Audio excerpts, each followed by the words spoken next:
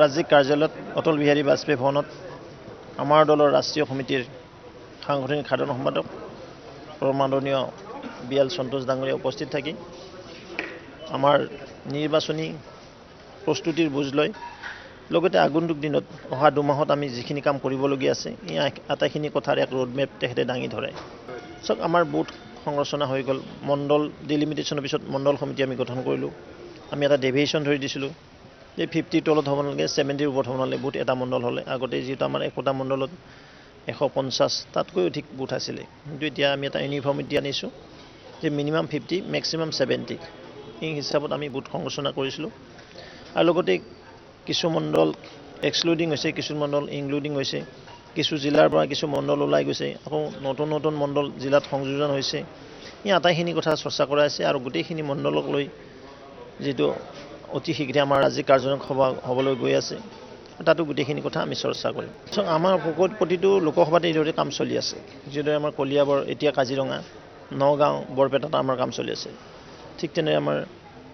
যোৰহাট লোকসভাতো কাম চলি আছে ঠিক তেনেকৈ আটাইবিলাক লোকসভাত আমি নাৰ্ছিং কৰি আছোঁ যেটো আমাক 14খন লোকসভাই লাগে সেই নিমিত্তে আমি প্ৰতিটো লোকসভালৈ যোৱাৰ ব্যৱস্থা কৰা হৈছে মাননীয় মন্ত্ৰীসকল মাননীয় বিধায়ক আমাৰ দলৰ নেতৃবৃন্দক আমি দায়িত্ব দিছোঁ বুথ কাৰণ মেৰা বুথ সবচে মজবুত বুলি আমাৰ এটা নাৰা আছে যেটো আমি শ্লোগান বুলি কওঁ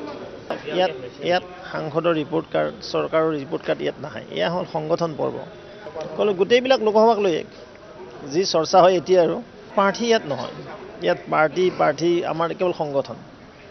কেনেকৈ আমি কাৰ্যপদ্ধতি বিস্তাৰ কৰিব কেনেকৈ আমি কাৰ্যকৰ্তা নিব পাৰোঁ কাৰ্যকৰ্তা কিদৰে এক্টিভ কৰি ৰাখিব পাৰোঁ ইয়াৰ পিছতে আমাৰ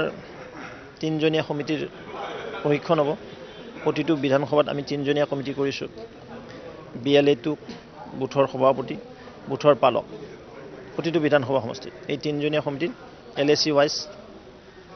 কোনোবা সমষ্টিত 250টা বুথ আছে কোনোবাটো সমষ্টিত 240টা আছে তাত 3জনকৈ 600-700 এনেকুৱা ব্যক্তিক লৈ আমি প্ৰতিটো বিধানসভা সমষ্টিত এদিনীয়া আমাৰ অভাৱবৰ্গ হ'ব তাৰপিছতে আমাৰ পৃষ্ঠাসমূহ সন্মিলন হ'ব পেজ মেনেজাৰ বুলি কয়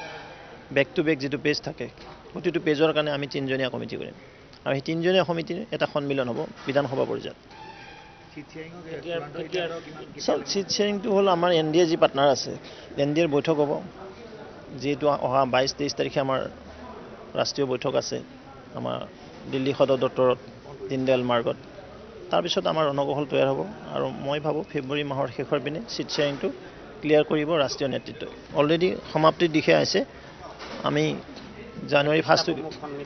পৃষ্ঠাসমূহ সন্মিলন বিহুৰ পিছত হ'ব ভোগালী বিহুৰ পিছত তাৰ আগতে আমাৰ 3জনীয়া সমিতিৰ প্ৰশিক্ষণ হ'ব অভাৱবৰ্গ বুলি কওঁ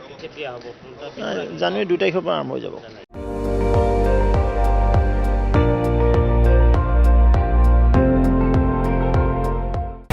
আপুনি চাই আছে ND24